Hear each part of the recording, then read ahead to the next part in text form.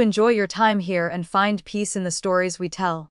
If you liked the story, don't forget to like, comment, and subscribe to support the channel. I am the most honest woman in the capital. The women of the Wang family have always been honest people, content with their lot in life. My mother often said that once you marry someone, you must be devoted to him with all your heart. My sisters and I also always nagged that a husband is heaven for a wife. So when the husband I picked up after he lost his memory suddenly regained his memories and said he was the son of the Prime Minister, I had red-rimmed eyes and secretly hid the scissors in my sleeve, asking him gently, "Do you want to drink a bowl of chicken soup before you set off?" As an honest and content woman, I know best how to make a man never want to leave the house for his entire life. Who would have thought he would say he wanted to take me to the capital? The night before departure, my mother and sisters cried until their tears flowed. The capital is a place that eats people alive. With my soft personality, how could I survive there? Under the flickering candlelight, they filled the bottom of my dowry chest with everything: the crane's crest red, the sinew dispersing powder, the bone scraping knife. After all, the family precepts of the Wang family clearly stated that once a daughter is married, she must never be divorced and return home. I lowered my head and stroked those bottles and jars, suddenly remembering the sight of Theodore G. bathing shirtless in the courtyard, water droplets tracing down every block of his abdominal muscles. "Don't worry," I softly comforted them. "Once we reach the capital, I will definitely make him give me a child first." My mother always said that a woman's life must be spent continuing the family line for her own family, otherwise, her entire life would be incomplete. I, Clara Wang, am the youngest daughter of the Wang family, and also the girl recognized by 10 miles and 8 villages as the one who most resembles my mother and sisters. This is not me boasting. It is what the matchmakers who have worn out our threshold have been spreading among themselves. They often that this little Clara has a proper appearance and gentle temperament. One look and you can see the style of her mother and 2 elder sisters.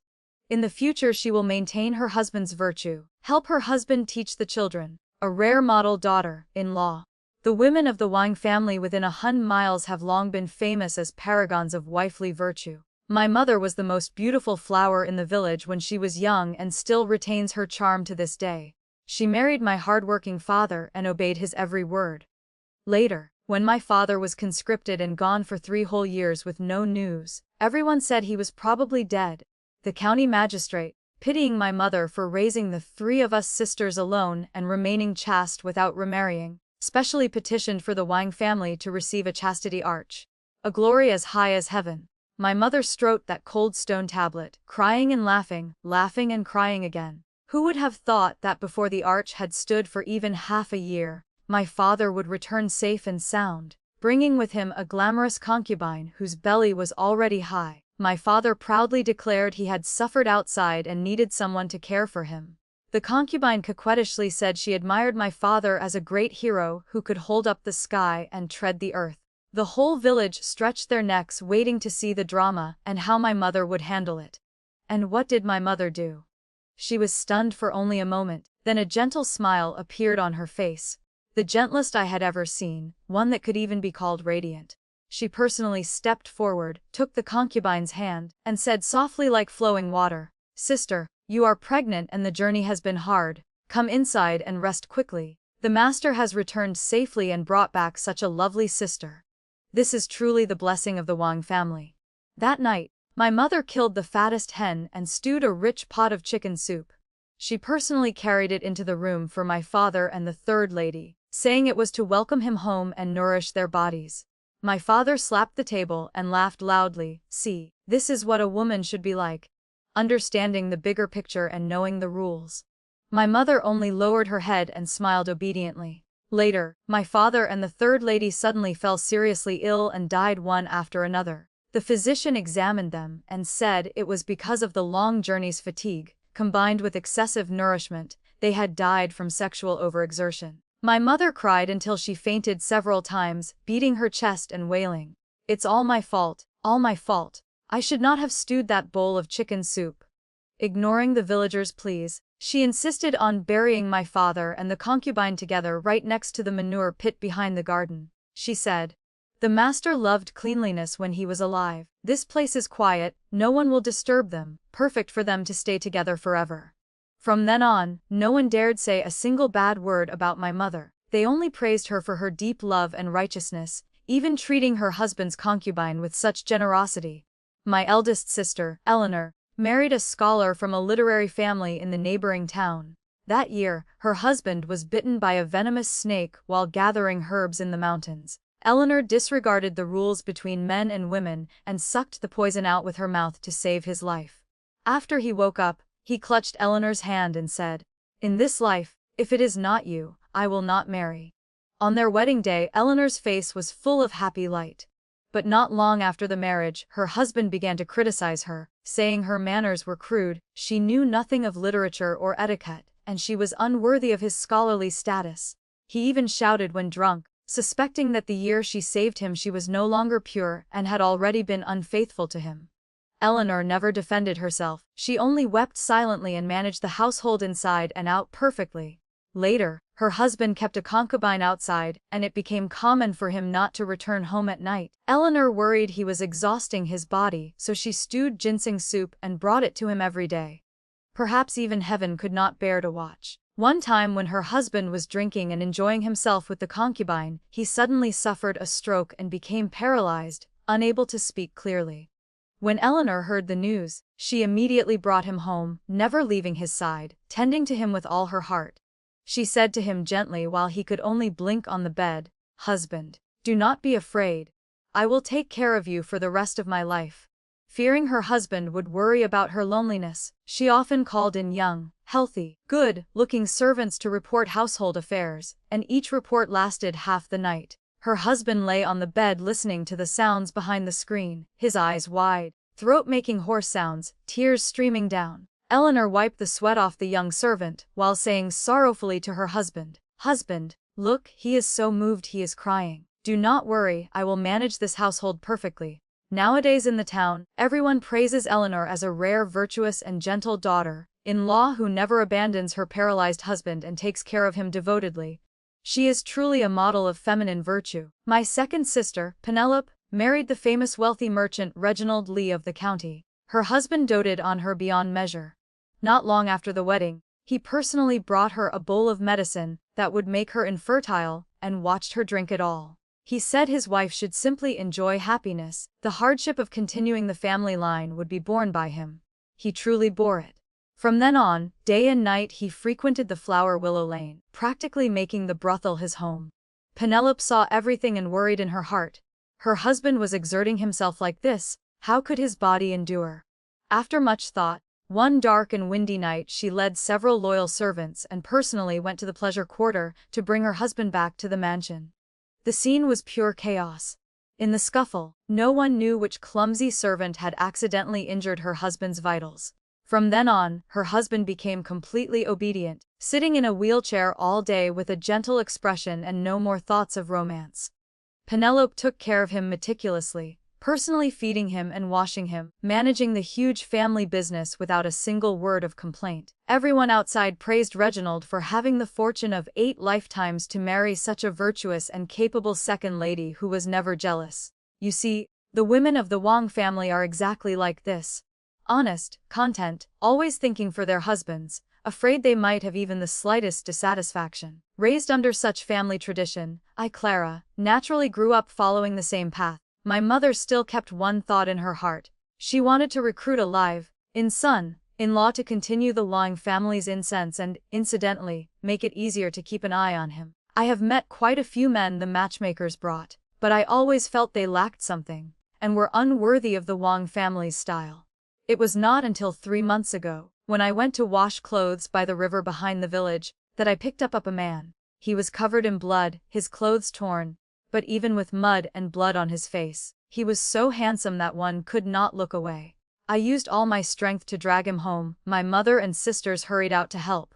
The physician examined him, gave him medicine, and he remained unconscious for 3 days before waking. The moment he opened his eyes, he looked at us in confusion. "Where is this? Who are you?" He had lost his memory. Our whole family are kind and honest people. Of course we could not leave him to die, so we let him stay to recover. His body was strong and his wounds healed very quickly. To repay us, he took the initiative to chop wood and carry water. He could do anything. He said although he could not remember who he was, he still had a top-grade jade pendant on his chest with the character J carved on it, so he temporarily named himself Theodore. Theodore, Theodore, you are just like your name, like the sun high in the sky, bright and warm. He was literate and had an extraordinary bearing. The occasional dignified air he showed made a village girl like me afraid even to breathe loudly. At first I had planned to name him Wine Continue, the line. The young ladies in the village saw this and all turned red with envy, tugging my sleeve and saying, "Clara, you really picked up a treasure." After spending time together, the way he looked at me gradually became gentler. One afternoon, when the setting sun dyed half the sky red, he stood under the old locust tree in front of our house, took my hand, and said solemnly, "Clara, once I regain my memory, I will definitely not let you down. I will marry you as my wife."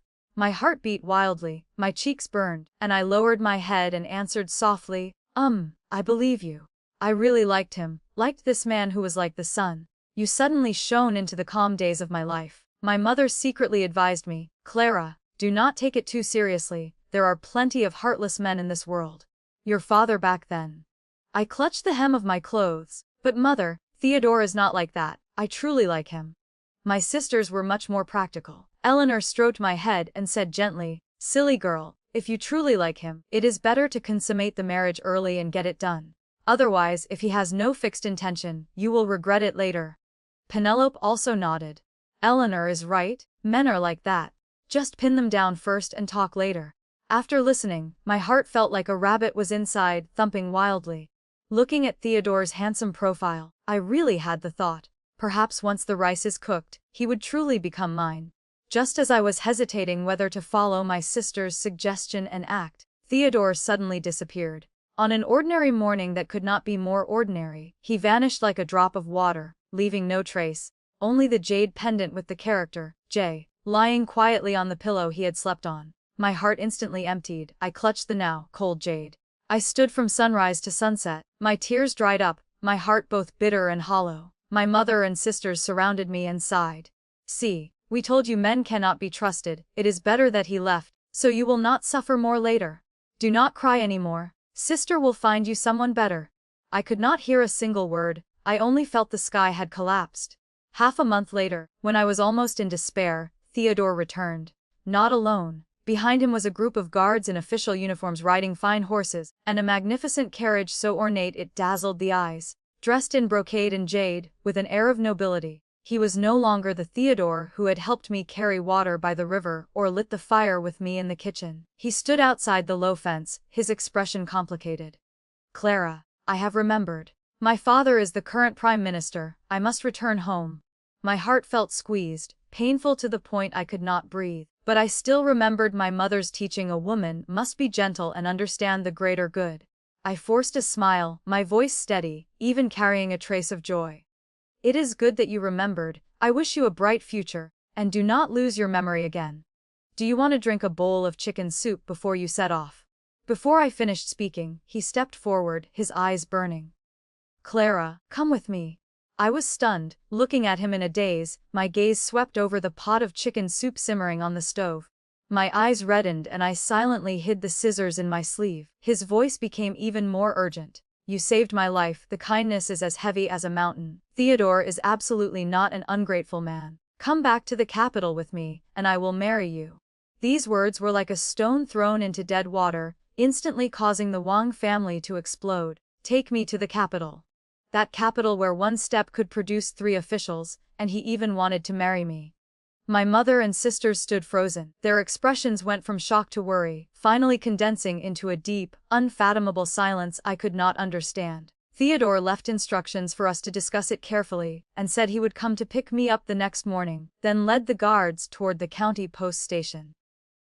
The door creaked shut. In the main hall, my mother sat upright in the seat of honor. Eleanor and Penelope sat on either side, and I, like a startled rabbit, was surrounded by them. The atmosphere was so heavy it felt like water could be wrung from it. After a long time, my mother finally sighed softly, took my hand, and tears fell first. "My Clara, the capital is a place that eats people. You have not even been to the county town many times, and your temperament is soft. If you go there and get bullied, how can your mother live? Eleanor's face was full of sorrow. Our family is not rich, but we have never let you suffer any grievance. The Prime Minister's mansion has rules higher than the sky. How could you cope? Penelope also frowned. I heard the noble ladies in the capital have more schemes than holes in a sieve. With your naive nature, I am afraid you would be swallowed alive and still help them count the money. I looked at them, my heart both afraid and troubled, but I still kept a trace of longing for Theodore. I mumbled, but Theodore said he would marry me. He will definitely protect me, right? Silly girl. My mother slapped my shoulder hard. Men are all the same. Seeing they could not persuade me, they said no more. Under the flickering candlelight, they silently filled the bottom of my dowry chest. The crane's crest red, the sinew, dispersing powder, and the bed, locking poison. I secretly glanced out the window and seemed to see Theodore bathing shirtless in the courtyard again, water droplets tracing down his abdominal muscles. The women of the Wang family have always been honest. Once we choose a man, it is for a lifetime. I swallowed hard. He still hadn't given me a child yet. I pushed open the door, drove straight to the county post station. This time, even if I did not go to the capital, I could not suffer such a loss. The main thing must be done first. Theodore had just taken off his outer robe when he saw me rush in. His expression was slightly startled. Clara, what is the matter? My eyes were glued to his strong chest, the water droplets sliding down his neck from his wet hair. Swallowing hard, I pushed him hard into the room, kicked the door shut with my foot, and pinned his waist against the edge of the table. I stared at his moving Adam's apple, suppressing the urge to pounce. I will go to the capital with you, but we must do it properly first. I am an honest woman. Before marriage I cannot cross the line, but I want a child so badly. This should not be forced, but I cannot let him go. During the day he had returned in such a grand manner, the whole village knew. Everyone said that with my background, going to the capital I would at best become a concubine. Those were the nicer words. I had read plenty of stories about heartless men in storybooks. Years ago Eleanor saved a man and feared being falsely accused. She stared at her fiancé every day, only to called crude later. Theodore is the son of the Prime Minister, with 1,000 miles of prospects ahead, while I am just a lowly village girl. Sooner or later I would be disliked. If later he developed the intention to divorce his wife, then I would rather not marry at all. I, Clara, will only be the legitimate wife. Theodore reached out to tuck the stray strands of hair in front of my forehead. Seeing my breathing disordered, the corners of his eyes curved with amusement, his gaze so soft it could drown a person. I will never betray you. My eyes turned cold. The scissors hidden in my sleeve almost touched his vital spot. The legitimate wife. My wife can only be you, he swore solemnly, raising his hand to the sky. Clara, if I betray you, let Mem. Before he finished, I covered his mouth. All right, I believe you. My mother and sisters cried as they saw me off to the carriage. They held my hands and warned me that no matter how much grievance I suffered in my husband's home, I must endure, I must never turn back. The villagers' saliva could drown a divorced woman. Theodore repeatedly assured them that he would absolutely not betray me. I did not dare lift the carriage curtain to look back. This road was my own choice. Even if it was wrong, I had to walk it to the end. I knew that in their eyes I was still the simple, honest youngest daughter, but to Theodore I was truly in love. I also understood clearly that a village girl like me marrying into the Prime Minister's mansion was a mismatched door and household. The hearts of people in the capital are treacherous and cannot be compared to the simple countryside. There would surely be many grievances later, but since I married the chicken I follow the chicken, no matter how bitter, I could swallow it. Theodore gently held my hand, his gaze tender, as if looking at an obedient little rabbit. Clara, I will not let anyone bully you. Everyone in the mansion is easy to get along with. They know you are coming and are all very happy. I lowered my head and gave a soft, My mother had always said that once married, you must listen to your husband, serve your mother-in-law wholeheartedly, and strive to branch out and scatter leaves. I would not cause trouble for Theodore. The first few days after arriving in the capital, I felt completely ill at ease. The inner courtyards of the G mansion were frighteningly large. Even one meal required walking through several winding corridors. I was used to running wild since childhood, so my manners inevitably looked crude. Fortunately, the maids assigned to me were clever and always reminded me of the rules in time, so I did not lose face in this great courtyard. In the first few days I often made mistakes. I ate with a great appetite and could not help smacking my lips. The whole table immediately looked over. No one said anything, only pursed their lips and smiled. I instantly knew I had done wrong again. Flustered, I looked toward Theodore. He only held my hand tightly, his eyes curved as if saying, "It is fine. This is very good." He had once said when bringing me to the capital that everyone in the family was gentle and would definitely treat me well. I believed him. Since I had followed my husband, I must remember his words and not cause trouble. Even though we had not yet consummated the marriage, Grandmother G said Theodore needed to prepare for the imperial examinations. Before the wedding it was inconvenient to live together, so she arranged for him to stay in the study. She said it was for the sake of my reputation. I was a girl who had traveled 1,000 miles to the capital. If one day I missed home, or could not bear to leave my mother and sisters, there would still be a way back. Before marriage I could not ruin my chastity, otherwise it would be difficult to remarry when I returned to the village. Theodore's grandmother treated me extremely well. She was the current head mistress of the G mansion. Everyone in the mansion obeyed her. With her backing, I could have walked proudly, but my mother had always instructed me to be virtuous and gentle, to listen to my husband's family, respect my parents-in-law, be harmonious with my sisters-in-law, and never disgrace my husband. She said I had never seen the world and could not distinguish good from evil, fearing I would do things incompletely and suffer. This time she had worried too much. As the head mistress of a great family, her conduct was always thorough and cautious. The G clan was large, and everyone was literate and understood etiquette. They had never made things difficult for an honest person like me, especially Grandmother G. She was very good to me. Her appearance was kind. The first time we met she said she wanted to adopt me as a granddaughter, saying we were fated and she lacked a granddaughter under her knee, but I refused. Although I feared displeasing her, what I wanted to be was Theodore's wife. If I accepted the adoptive relationship, would it not mess up the human relationships and moral order? Although I had not learned many characters, I still understood this principle of human relations. Grandmother saw I was determined and did not persuade further. Instead she rewarded me with several bolts of top-grade silk. Indeed, she was the head mistress of a great family. Her conduct was always thoughtful. Right now many eyes outside were watching the G family. If they treated the girl who had saved their son's life too harshly, later in the capital's aristocratic circles they would be gossiped about behind their backs. Grandmother said, "My daughter-in-law's body is weak, timid, and her temper is not good." She asked me to disturb her less. So I obediently stayed quietly in my courtyard learning the rules. My small courtyard was spacious and quiet, twice as large as my old home in the village, only a bit farther from the dining hall, but that was fine. Thinking that I was about to marry Theodore, my heart felt as sweet as honey.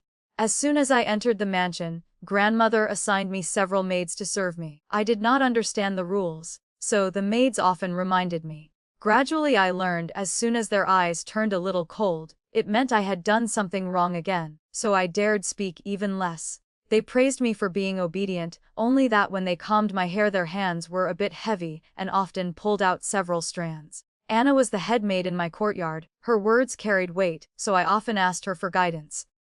In this great house the rules were many. The maids here worked seriously and did not like to joke. Their expressions were always indifferent. My mother had said a person must strive to improve. If someone is willing to teach, one must learn seriously. Gradually I learned how to read people's expressions. Anna had entered the mansion 10 years earlier than me. Her appearance was proper and she was the person Grandmother had chosen to be Theodore's chambermaid. What is a chambermaid? If I did not understand, I asked and even took out a small notebook to record. She stared at me wide-eyed, perhaps seeing my pure gaze. She tapped her own head, leaned close to my ear and whispered that it was to help the fifth young master understand those matters. City people really have many ways, so it was to fear that a man would not understand how to continue the family line, so a maid would teach him first to avoid embarrassment on the wedding night. This solved one worry in my heart. Theodore's 4 elder brothers above him had all died young. I had been worried he would not live long either and could not have children, but I was not happy about it. Just thinking that he had touched another woman made me nauseous and want to vomit. How could my man have had someone else? My man must be clean and pure. If he had lost his purity, then to continue the family line for him, I would probably have to think of another way. I could not share a bed with a man who was not clean, but since I had followed him, continuing the family line for my husband's house was my duty. If he could not, then naturally I had to find someone else. The G clan had many branches. The people in the Prime Minister's mansion were all uncles of my father-in-law. I heard that the G family had declined since Theodore's grandfather's generation, and only stood firm in the capital thanks to the Prime Minister passing the imperial examinations and becoming an official.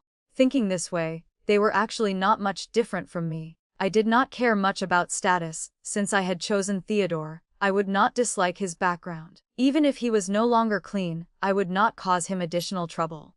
The women of the Wang family, once married, remain loyal to one man. He could not have children, but I could not let him have no heirs. While thinking this, a man appeared. Theodore had a cousin named Nathaniel G. His build was similar to Theodore's, his face also fairly proper. Perfect for having children, only a little inferior to Theodore. I had come 1,000 miles from the village to the capital for him. Now there was no way back, so I could only make do and live with him. It was a pity that such a fine body of his. I did not even have the chance to touch it. I tried to shift my thoughts to Nathaniel. Coincidentally, before I could pay attention to him, I discovered he often, accidentally, met me in the flower garden by the water. His gaze always lingered on me as if by chance. Each time, I lowered my head and walked away quickly, not daring to look at him, until one day he picked up my handkerchief and came to my small courtyard to return it. I knew he would come. The handkerchief had been deliberately dropped by me. I did not dare open the door. I only hid behind it and said in a small voice, "My mother said that once married, one must be loyal to one man and never speak with men other than one's husband." After entering the mansion, I had always behaved this way. The servants all praised me for being obedient, unlike the crude village girls they had met before. Nathaniel laughed outside the door. "But you are not married yet." "But I have already followed Theodore into the mansion. Sooner or later I will become his wife," I answered softly. He could not help laughing. "You really are the most special young lady I have ever met." He could not resist pushing the door open and stepping in. I immediately squatted under the table, not daring to face his gaze. "Are you afraid of me?" "No." Hearing him tease, my face burned and I said annoyed, "Grandmother said that before marriage a girl must not meet men. If it spreads, it will harm my reputation." Nathaniel looked at me with a half smile. "I only came to retrieve something. You are making me look like a suspicious person. If it spreads, how will others see me?" I stammered and could not speak. He chuckled lightly, placed the handkerchief on the table, then turned and left. My mother and sisters often sent letters to the capital. In every letter they always asked whether I was living well. I knew what they really wanted to ask was whether I had consummated the marriage with Theodore. My mother said a woman must have a child before she can stand firm in her husband's house. The continuation of the Wang family's incense all depended on me. Before I left home, my mother held my hand and nagged half the night, saying she had endured so much hardship to raise the three of us sisters. Now both Eleanor's and Penelope's husbands were useless. My sisters could no longer be relied on. The incense of the Wang family was all tied to me, yet I had followed a man to the capital without a plan. I picked up the brush to reply, writing only 2 words, "Soon." My small courtyard was remote but quiet. Even if something happened during the day, no one would know.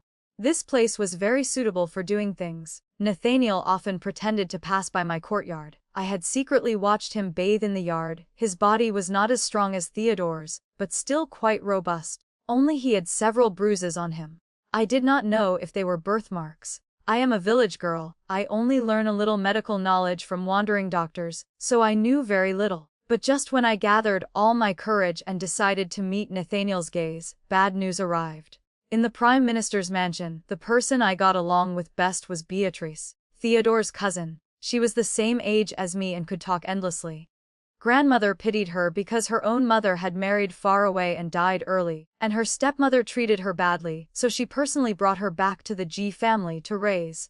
She had a kind heart and often told me old stories of the G family. She said the mansion was full of cousins and no sisters to talk privately with, so she wanted to treat me as a confidante.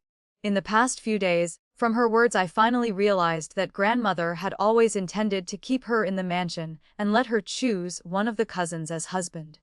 Grandmother loved her, so of course she would let her be the legitimate wife, that way she would sooner or later become my sister-in-law.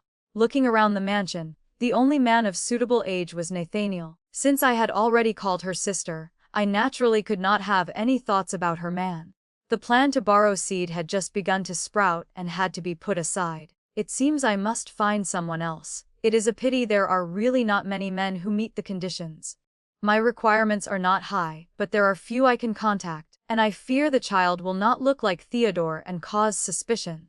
I'm an honest person. I'm not good at lying. Theodore is after all the husband I chose myself. I truly feared I would not handle things perfectly and hurt his pride. Men all value face. If the matter that he could not have children spread, it would make him unable to hold his head up. As his wife, I must think for him. The matter of having a child with someone else must be kept strictly secret. If I could hide it until he closed his eyes forever, nothing would be better. Beatrice Young saw that after coming to the capital I rarely went out, so she invited me to the chrysanthemum appreciation banquet of Princess Arabella. Before leaving, she teased with a smile, "I really do not understand, with your obedient nature, why do you value Theodore so much?" She said Theodore's reputation in the capital was not good, he often visited the pleasure houses.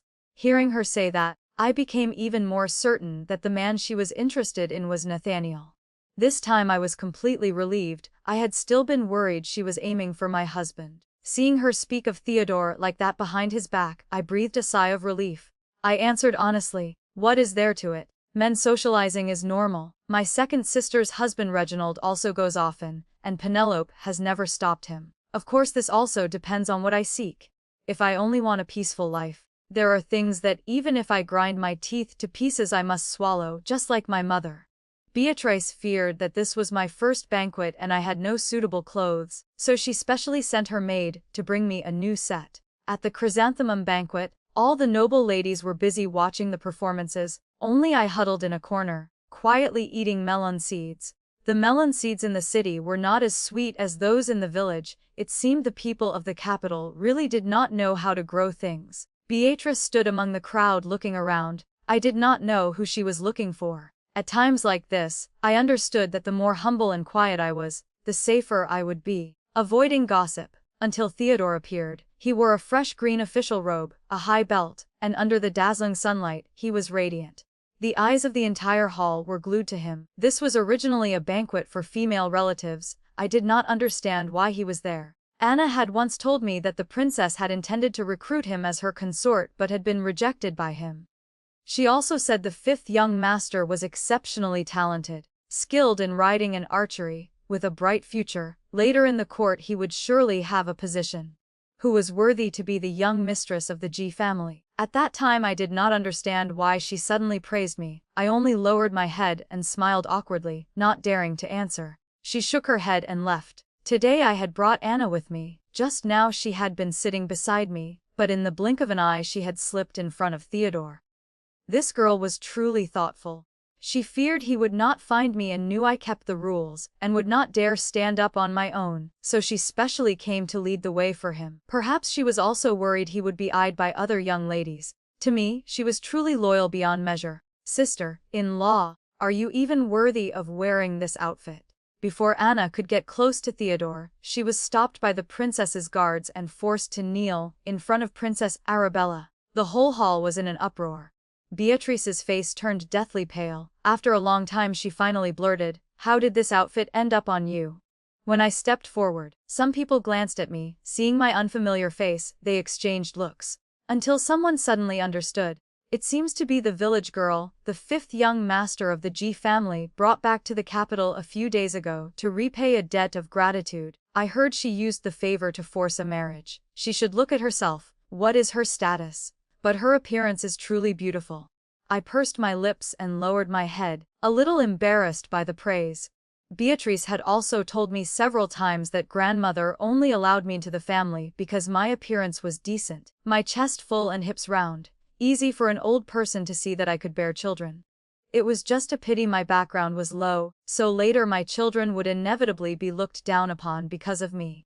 She worried that in the end I could only be a concubine and advised me not to blame grandmother. The capital is like that. They only look at family status. I did not understand much, I only thought she was praising me for being pretty and having a good figure.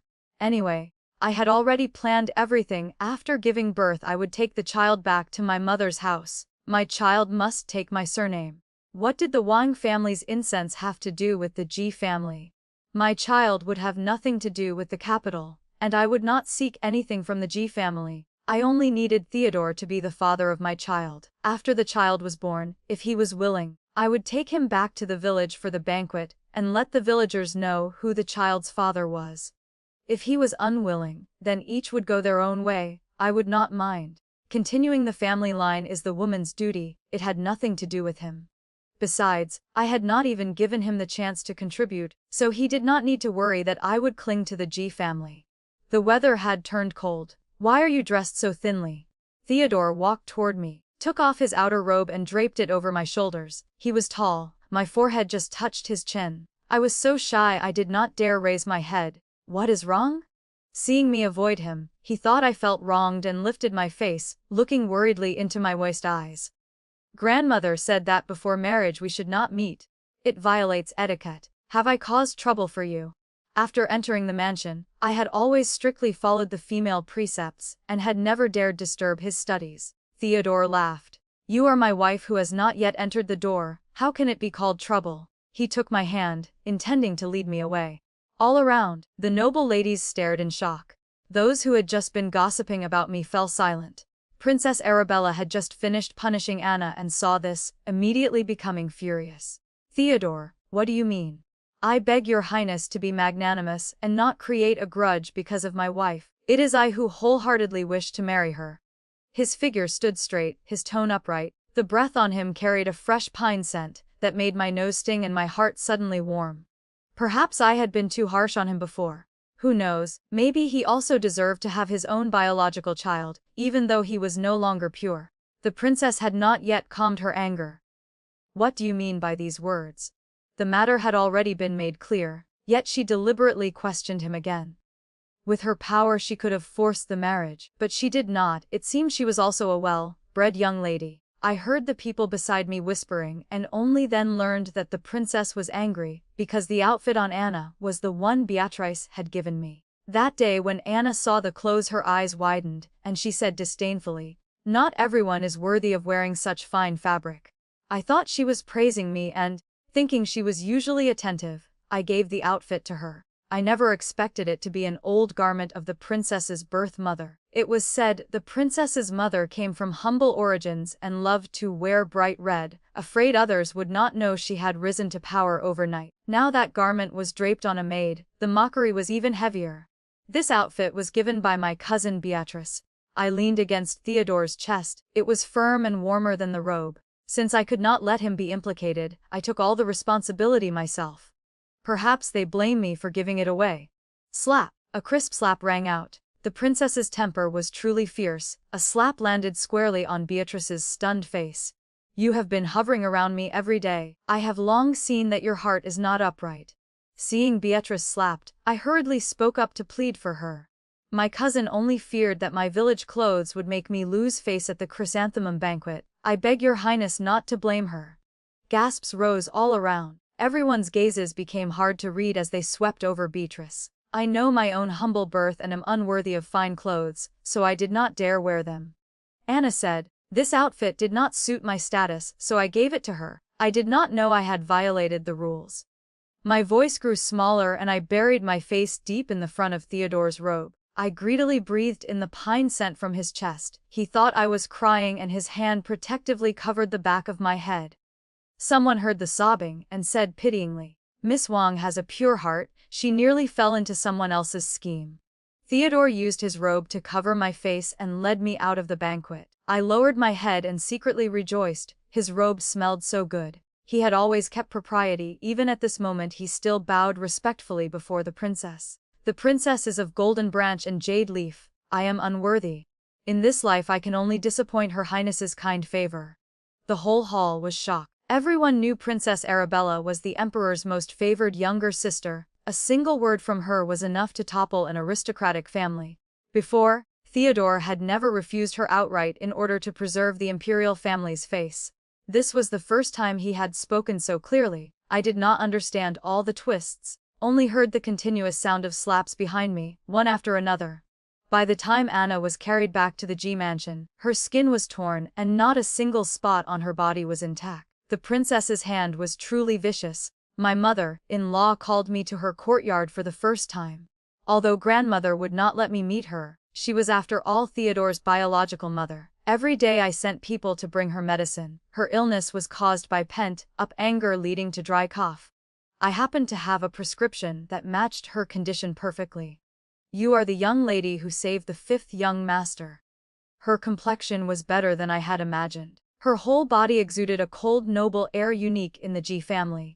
Even though she was old, one could still see the peerless beauty she had been in her youth. It was said that before she married, she had been a model noble lady in the capital. She only chose to marry beneath her status because she admired my father-in-law's talent. Who would have thought she would give birth to 4 sons in a row, all of whom died young? From then on she suffered from madness and was locked in her courtyard, forbidden to meet outsiders. My mother said that once married, you follow your husband.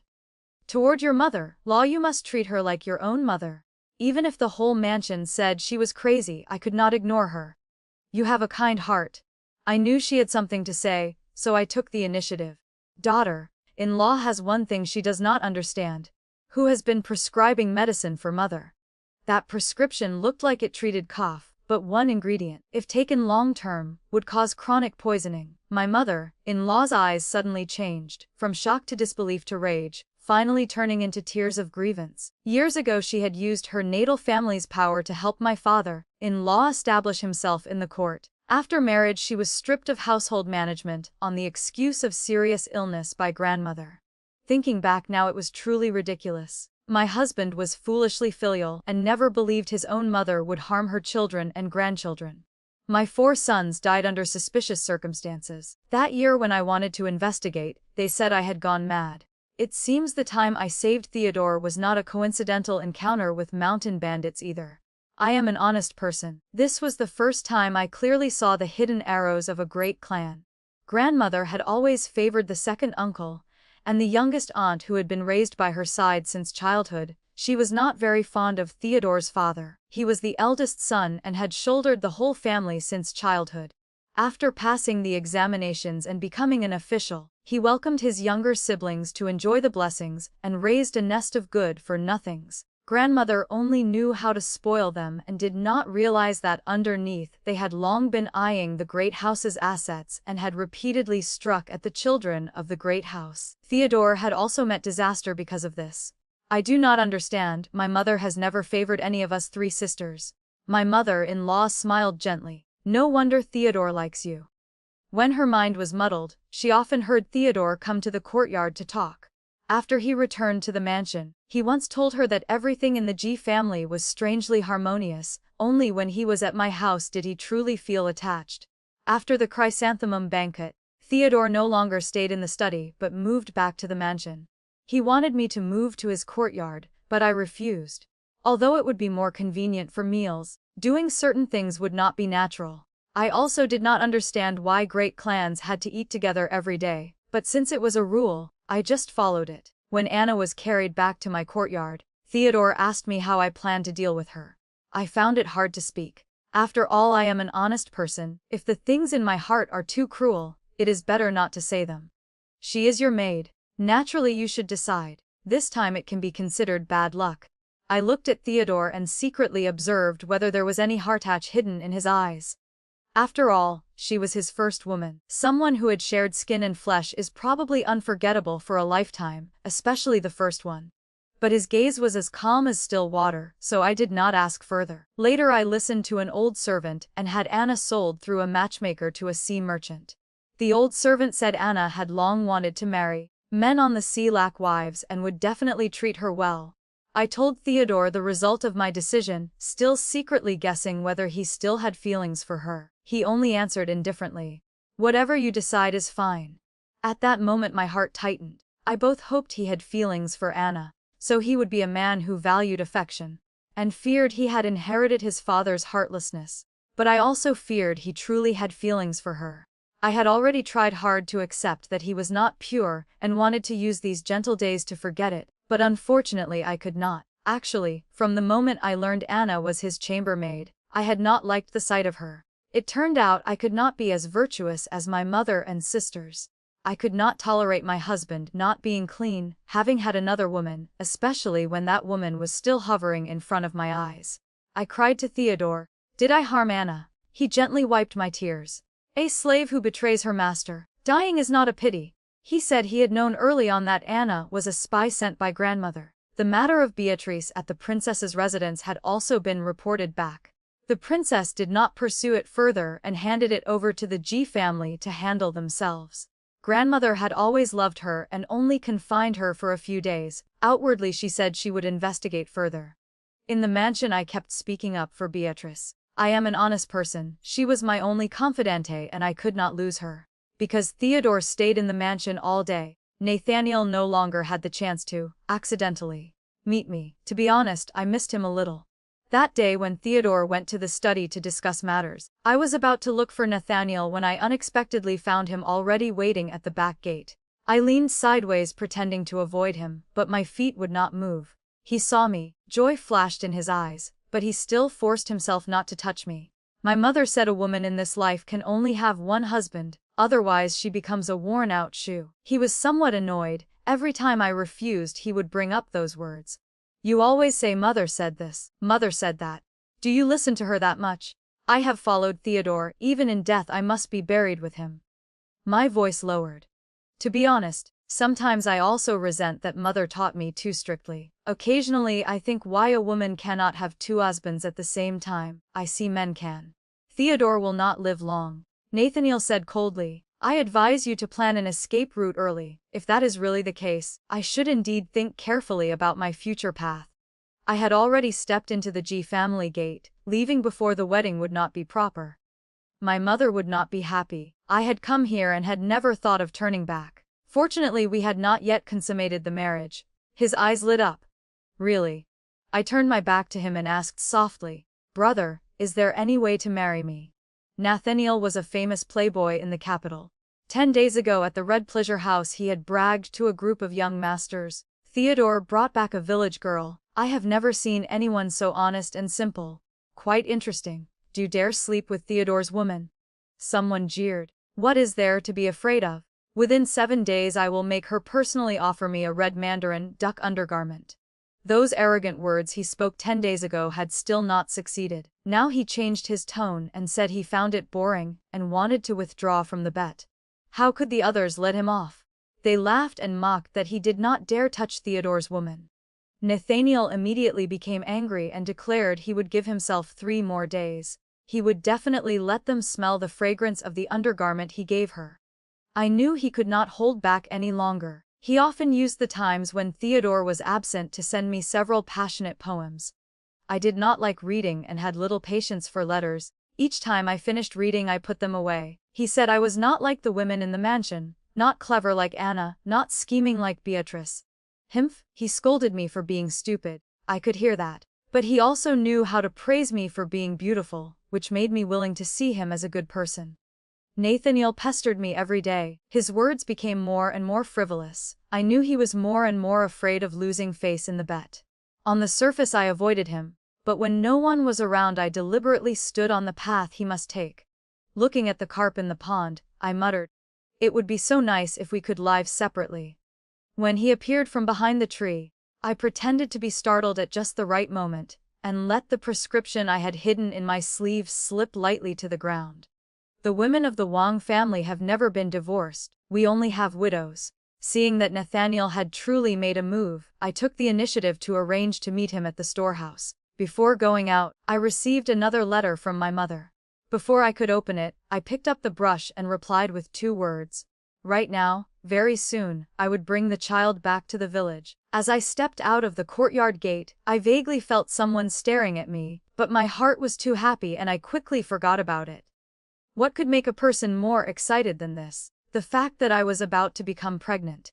"Little beauty, you have made me wait so long." I have followed you for so many days, only today have you finally nodded. Are you not afraid Theodore will find out? Through the crack of the storehouse door, Nathaniel's hand could not help reaching out. In the middle of the night, the Prime Minister's mansion suddenly descended into chaos, torches blazing brightly, surrounding grandmother, and a group of people heading straight for the storehouse. To make such a commotion in the middle of the night, it was either hunger or something major was about to happen. The person leading the way was Beatrice's maid, Moonlight. The young lady in the storehouse was caught doing something unseemly. I specially sent a servant to report it. How dare you do such a shameless thing? Grandmother was so angry she trembled. People from every branch heard the noise and rushed over. As soon as they reached outside the storehouse, they heard ambiguous sounds coming from inside that made everyone blush. Who is in there? Second uncle and second aunt asked first, competing to speak. Moonlight lowered her head and did not answer. Grandmother coldly shouted, "If you dare to do it, why fear losing face? Earlier when you came you said to keep it secret, now you hate that you cannot let the whole mansion come and watch." Only then did Moonlight timidly reply, "It is Miss Wang."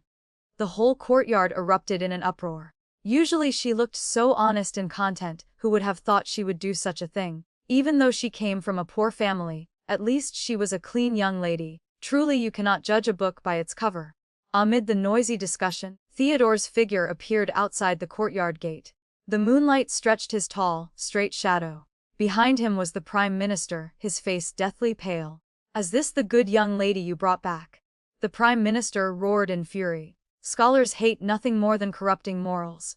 "Who is that man?" someone asked. Moonlight stammered. "An outsider." During the day Miss Wang secretly had someone bring him in. Miss Yang saw something was wrong and secretly followed. Since he was an outsider, there was no need to save face. Beating a young lady who had not yet entered the door to death was still just beating to death. The Prime Minister waved his hand and ordered the servants to break down the door. Theodore stood motionless. Someone advised, "Theodore, if it really is Miss Wang and these servants see her body, later if she does something like this, would you still want her? Why keep face?" Theodore said in a low voice, "Clara absolutely cannot be like this. The evidence is clear, yet you are still stubbornly refusing to wake up. A crude village girl really does not know shame or propriety." The Prime Minister angrily ordered the door broken down. Bang! The storehouse door was smashed open. A piercing scream tore through the night. The candlelight illuminated the inside of the storehouse clearly. The man and woman on the floor were in panic. None other than Nathaniel and Beatrice. Grandmother was so angry she fainted on the spot.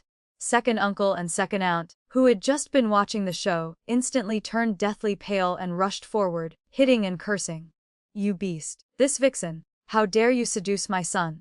The storehouse became a complete mess. "Theodore, are you looking for me?" He startled and turned his head. He saw me standing quietly outside the courtyard, smiling gently at him. "I heard every word you just said."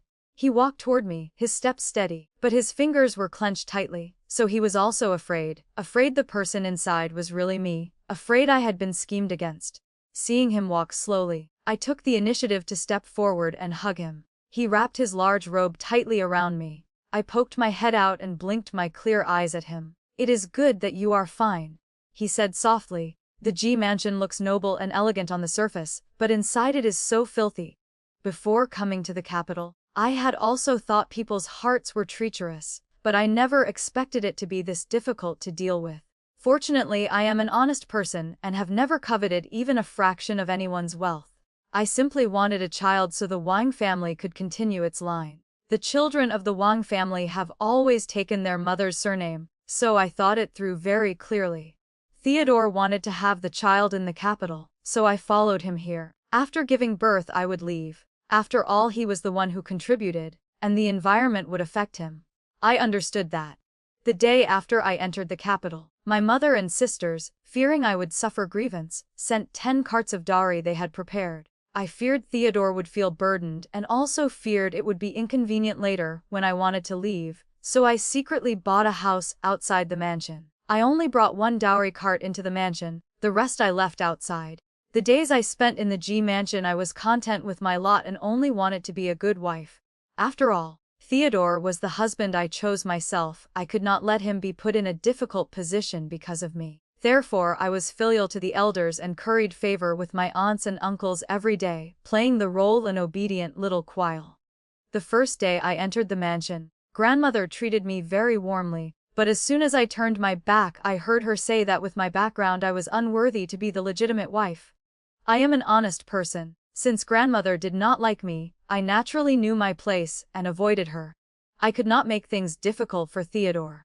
I went to see Theodore's mother. She was a pitiful person, so thin she was only skin and bones. The whole mansion said she was crazy, but I saw a patch of clarity in her eyes. She told me the secrets of the mansion. Grandmother had always favored the youngest son and had even joined hands to harm the main house.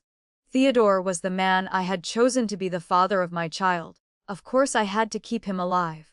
Every day I went to pay respects to grandmother, and even took the initiative to take over the task of preparing her medicine. They all thought a village girl like me was only clumsily flattering them. After all, I was not smart, I only knew how to do those heavy tasks. Who would have thought I had quietly switched the daily medicines that grandmother and my mother-in-law took? Although I had not learned many characters, I had been raised with my mother and sisters pouring their hearts into teaching me. Right and wrong, I could distinguish very clearly. I lay on the swing in the small courtyard of my own house, leisurely gnawing on melon seeds. The maids reported one after another on the recent situation in the Prime Minister's mansion. Grandmother G had fallen seriously ill and was bedridden, unable to speak. The matter of the second branch poisoning Theodore had been completely exposed through the letters I had passed to Nathaniel. After Prime Minister G learned the true cause of his several sons' deaths, he was furious and severed ties with his brothers. Theodore's mother regained control of the inner courtyard, but she never gave her husband a good look again. Beatrice had once put medicine in my tea, who knew I had studied pharmacology since childhood, and in the end she suffered the consequences herself. When I first entered the mansion, she took the initiative to approach me, saying she wanted to call each other sisters. I believed her, and even took on the duty of an elder sister, knowing clearly she had ill intentions, but still pleading for her everywhere. Who would have thought that so-called sisterhood was not just empty talk? Knowing I wanted a child, she arranged a group of beggars pretending to be guards in my room. Each of them wanted to help me have a child. Funny how I had already replaced everyone in my courtyard long ago. Since she feared I was so bored, of course I had to return the favor. I found those beggars dirty, so I gave them some silver and sent them away, then returned that cup of tea to her and conveniently gave her the title of young mistress of the G family. It was a pity grandmother had already fallen from power and no one was left to support her. Nathaniel refused to marry her, so second aunt sold her to an old rich merchant in the city as a concubine. Who would have thought the old merchant's body was still very strong? On the wedding night he nearly beat her to death, all because Beatrice had contracted a venereal disease. I suddenly remembered the bruises that had shown when she fought with me over clothes. They looked exactly like the ones on Nathaniel. The day I prepared to return to the village, Theodore came to find me. He said, "Take me home with you." I shook my head. "After the child is born, we will talk." The Wang family has never had the custom of recognizing the father before the child is born. I made that sentence up. Sure enough, Theodore's expression became awkward. I lowered my head and stroked my bulging belly. I did not know if this pregnancy would go smoothly. "Then let me be your guard." He glanced at the 10 carriages behind me and his words of worry suddenly became superfluous. My second sister Penelope had long been the number one wealthy merchant in Jiangnan. I had never lacked protectors by my side. For the first time Theodore showed a defeated look. I pursed my lips and smiled. "Let's go, mother and my sisters say they miss me." To tell the truth, I had sent a letter saying I was pregnant. Only then did they reply saying they wanted to visit, but the hearts of people in the capital were too complicated. There was no need to make them travel. It was better that I returned myself. Theodore and I had already received the marriage certificate in the capital, but had not held the wedding banquet. Before the child was full term, there were some things that were inconvenient to publicize. After all, if I needed to change husbands later, it would be easier to handle. This was the experience of my mother and sisters. They advised me to think carefully. Since there had been no banquet, the villagers did not know who I had followed. Even if I changed husbands, they had never seen his face and would not know. Who knows, they might even praise me for being virtuous. But Theodore had a proper appearance, a strong body, and was capable. I could not bear to abandon him. The imperial physician said, "These are twins." Before giving birth, I said to him seriously, "The children of the Wang family all take their mother's surname. Whether you agree or not is useless. I am a traditional person. Continuing the family line is a major matter. Otherwise I would not dare face the ancestors.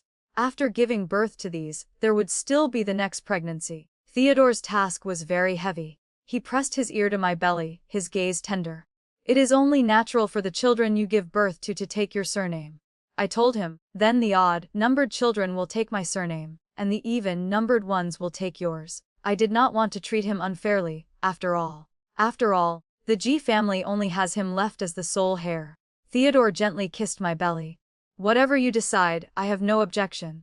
To be honest, I really liked his family background. Moreover, the women of the Wang family have always been honest, traditional, and loyal for life. We can only have one man. Outside, everyone in the capital said that the new top scholar Theodore was a genuine wife-fearing man. As soon as he returned to the mansion, he revolved around his wife, and even his children took their mother's surname.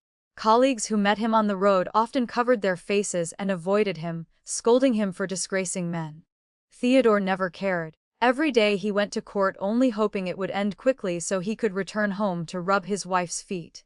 In fact, I did not need him to do those things. A person should live for himself. He is he, I am I. Everyone has their own days. I do not like being called the top scholar's wife, nor do I like him being called the rich household's husband. But he always said, "Let outsiders say whatever they want." Theodore, in this life I only want to live well with you alone. Winning or losing is our own business. Comfort is the most important.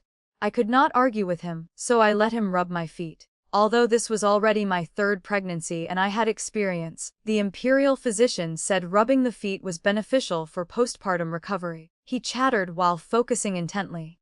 I had once worried he would neglect his career for family matters, but who would have thought that in just 1 year he rose from 7th rank prefectural judge all the way to 3rd rank vice minister, and now he has become the current chief minister. The wind in the capital immediately changed direction. Everyone praised that the chief minister, famous for doting on his wife, was truly a model man. I secretly asked around and only then learned that the new emperor was also a wife-fearing man who often knelt at the washing board. He summoned Theodore into the palace twice to ask for advice on teaching children and coaxing a wife. It was just that the empress was different from me. She was truly arrogant, while I was truly honest. I have always treated people with sincerity, so others treat me with sincerity too. When someone asks for the secret to a harmonious marriage, I always vaguely reply, "Just listen to your husband." Before long, the rumor outside became that Theodore was actually a master of taming his wife in secret. In Clara's world, the deepest wisdom hides behind the gentlest smile. The women of the Wang family prove that true virtue is not blind obedience, but fierce, quiet intelligence wrapped in apparent honesty. By playing the perfect, devoted wife, Clara survives and conquers the treacherous capital, turning every scheme against her into her own triumph. Her story whispers a profound truth. In a world that devours the weak, the strongest armor is looking harmless while protecting your roots and rewriting your destiny. Real power does not roar, it smiles softly, then quietly rules the house, the husband, and the future. The story ends here for now. If it touched your heart or left you thinking, I'd love to hear your thoughts in the comments. Please like, subscribe.